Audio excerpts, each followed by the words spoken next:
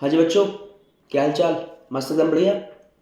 बच्चों अपन ये जो सीरीज स्टार्ट किए हैं कि अपना जो नीट एग्ज़ाम है, नीट एग्ज़ाम में फिजिक्स के किस चैप्टर का कितना वेटेज है, किस चैप्टर के किस टॉपिक से नीट में क्वेश्चन पूछे जा रहे हैं। तो इसी में आज अपन देखते हैं एक बेहतरीन सा खूबसूरत सा चैप्टर है, एकदम बेसिक सा, एकदम तगड़ा वाला, एकदम आसान। इस चैप्टर का नाम है unit dimension, measurement and error. भाई साहब एकदम आसान चैप्टर है और 2 से 3 क्वेश्चन इसमें से आते हैं, एकदम हलवा वाला चैप्टर है। तो देखते हैं कि इस चैप्टर के ऐसे कौन कौन से टॉपिक हैं और ऐसे कौन कौन से क्वेश्चन हैं जो नीट में रिपीट होते हैं। चलिए देखते हैं। तो भाई साहब सबसे पहले अपन देखते हैं नीट 24। भाई साहब पिछले साल यानी लास्ट ईयर नीट में 3 क्वेश्चन आए थे, जिसमें से एक क्वेश्चन आपका डायमेंशनल फार्मूला से रिलेटेड था, दूसरा वर्नियर कैलिपर से रिलेटेड था और एक क्वेश्चन आपका था प्रिंसिपल ऑफ होमोजेनिटी। ये जो प्रिंसिपल ऑफ होमोजेनिटी है यानी कोई इक्वेशन दे दी जाएगी, उसमें से आपको फाइंड आउट करना पड़ेगा डायमेंशन। और नीट का जो एग्ज़ाम हुआ था मई में, उसमें जो क्वेश्चन आया ही था, उसके बाद री नीट हुआ था जो, उसमें भी प्रिंसिपल ऑफ होमोजेनिटी से क्वेश्चन थे। ठीक है, तो इसको अच्छे से कंप्लीट करना है। इसके बाद भाई साहब नीट 23 में 2 क्वेश्चन थे। ठीक है, एक था आपका टाइप्स ऑफ एरर से, यानी एरर के टाइप पूछे गए थे, न्यूमेरिकल बेसिस पे था। और दूसरा था आपका परसेंटेज एरर, परसेंटेज एरर से क्वेश्चन पूछा गया था। और ये जो बच्चा आपका टाइप्स ऑफ एरर है ना, एकदम आसान क्वेश्चन पूछा गया था। रैंडम एरर की डेफिनेशन पूछी गई थी, यानी क्वेश्चन था उसमें से आपको बताना था कि डेफिनेशन किसकी है, उसका आंसर था रैंडम एरर।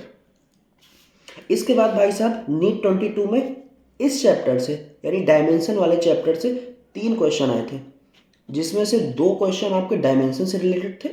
ठीक है, और एक क्वेश्चन आया था सिग्निफिकेंट फिगर से।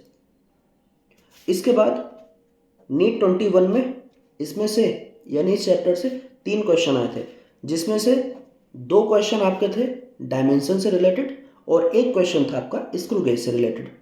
ठीक है, इसके बाद नीट 20 में ठीक एरर से क्वेश्चन था एक। ठीक है, और एक क्वेश्चन था आपका डायमेंशन से रिलेटेड था।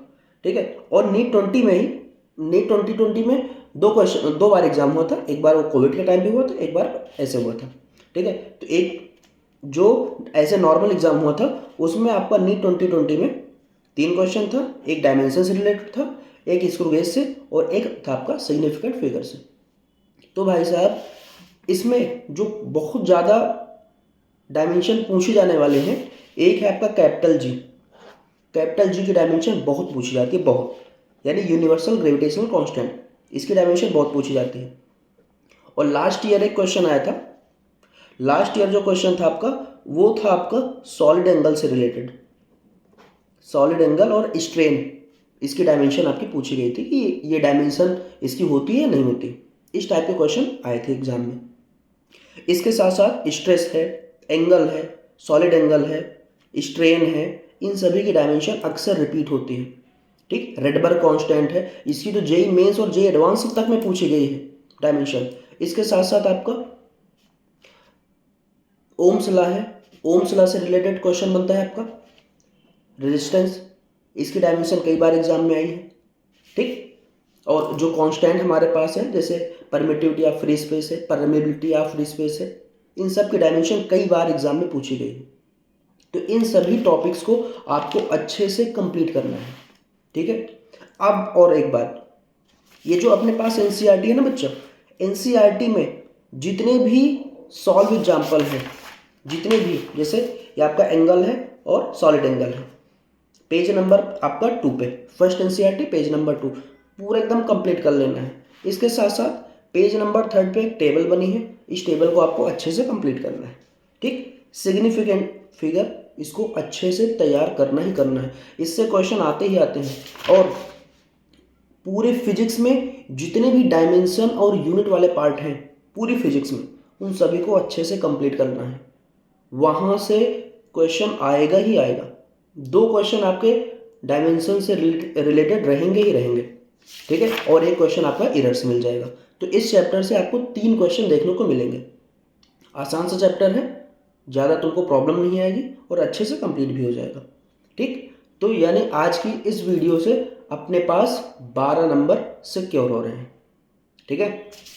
तो एनसीईआरटी की पूरी एनसीईआरटी के भैया पूरी एनसीईआरटी के सॉल्व एग्जाम्पल और अनसॉल्व एग्जाम्पल जरूर कर लेना अगर आपको नीट का एग्जाम क्लियर करना है तो, ठीक है।